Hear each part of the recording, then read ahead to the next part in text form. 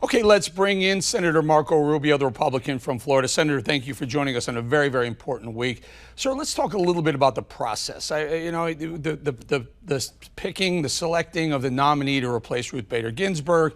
As we all know, 4 years ago, everyone is up in arms. Don't replace in the last year of a presidential term. This time, both sides have switched.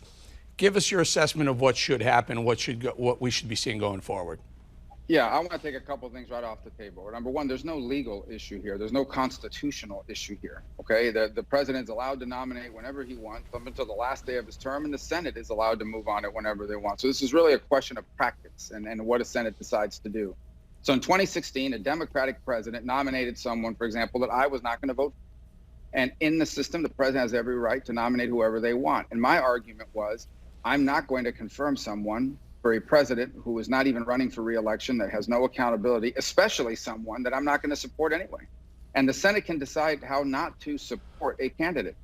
There's no law that says you have to give them a hearing. That was what the argument was about at the time. It wasn't even asking us to vote for Merrick Garland. They were saying, give him a hearing. There was no legal obligation to do it. The Senate has a right to not consent, and that includes the right to not give him a hearing. Now you fast forward to 2020. President Trump is on the ballot. Voters in November can reward him or punish him for whatever choice he makes.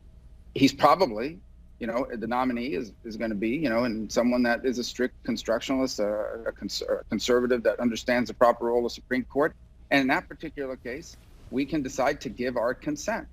And so there's no legal issue here. And there are differences between the two times. But ultimately, the bottom line is this. One of the reasons why I ran for the Senate is to be in a position to confirm people to the Supreme Court who have the proper view in my mind of what it means to be on the court. And if I have a chance to do it, I'm going to do it.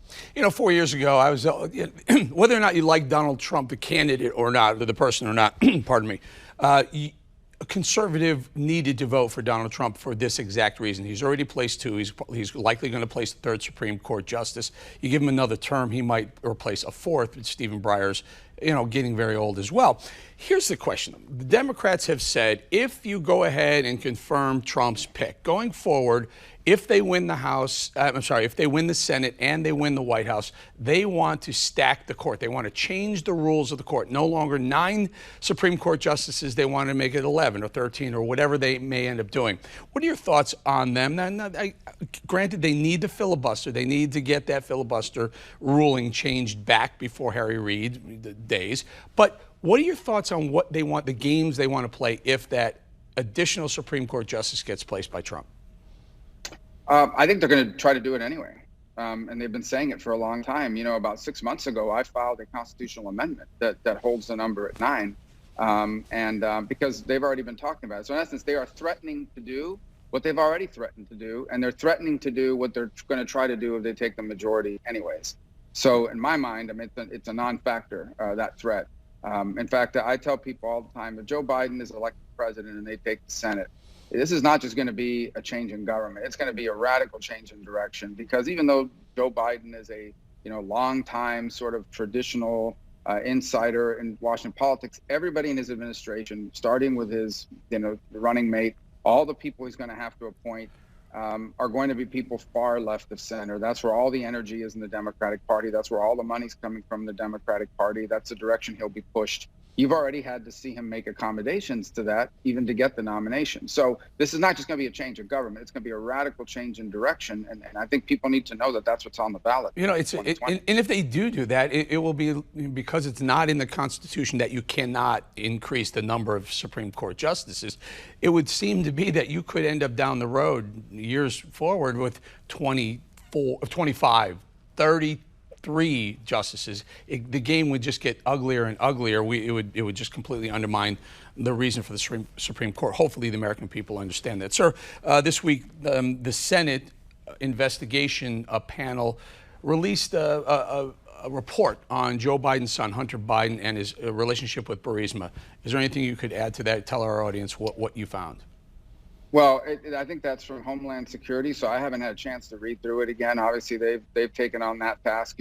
As the acting chairman of the Intelligence Committee, I inherited, although we were part of it as a member, a report on 2016 in general. And the one thing we did find there, and we've said this pretty repeatedly now, is In my view, there was foreign interference in the 2016 election, and the most effective, most widespread, the biggest example of it was this dossier.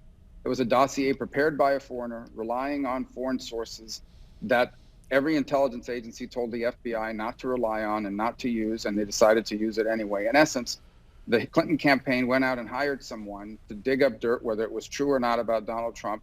They actually shopped it to the media in October of that year. The media wouldn't run with it. And then the FBI took this, despite being told by the CIA and everybody else, don't use it, it's not reliable. They used it in court filings to get FISA warrants.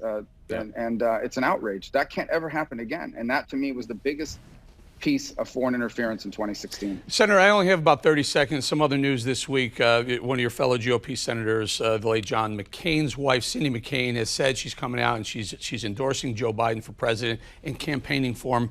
One final thought on that. I know you and McCain knew each other very well. Your thoughts on John McCain's widow supporting Joe Biden? Well, look, I mean, obviously she has a right to support whomever she wants in any campaign. She's an American. She has that choice to make. And I respect her choice. Obviously, I don't agree with it. I'm going to vote for somebody different that she's going to vote for in Arizona. I have nothing negative to say about that. Everybody, look, this is an election. People are going to get to choose. And that's what makes our country unique and different, is that we have a right to choose our leaders here. And every American will have to make that choice for themselves. But I have a suggestion, and that is that they vote for Donald Trump. And I hope that more people agree with that than not. Senator Marco Rubio, thank you very much for your time. Thank you.